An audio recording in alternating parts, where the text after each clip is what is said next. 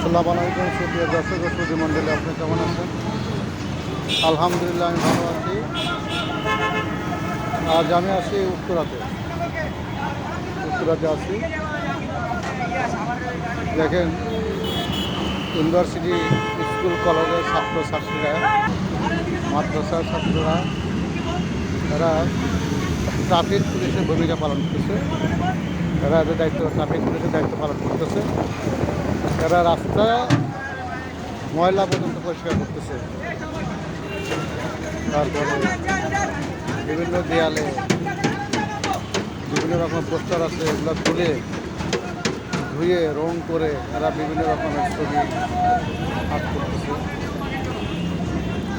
সাইডের ছবি আর্ট করতেছে, বিভিন্ন রকমের স্লোগান এরা লিখতেছে।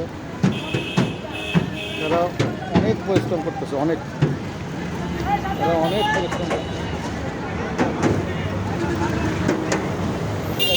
সবাই প্রাণ ধরে দোয়া করবেন, মন খুলে দোয়া করবেন। এরা এই বাংলাদেশ আবার নতুন করে স্বাধীন করেছে। স্বাধীন করে এরা আবার মাঠে ময়দানে রাস্তা প্রচণ্ড রোদ্রের মধ্যে ধুলাবালির ভিতরে এরা কাজ করছে।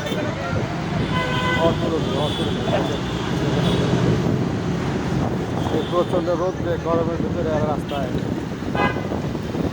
মেয়েরাও আছে,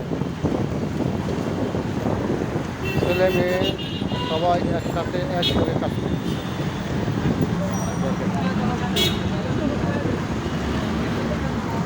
আমি উত্তরা থেকে রাজারবাগ পর্যন্ত আসছি। একটা জায়গায় আমি গ্যাপ দেখি নাই যেখানে ছাত্রছাত্রী নাই। ঢাকার কিন্তু কোনো যানজট নাই। আমি ঢাকাতে কোনো যানজট পেলাম না। আমরা যে টাইমে ঢাকা আসছি, এখন এই বিকেল, এই টাইমে জ্যাম থাকার কথা, কিন্তু কোনো যানজট নাই।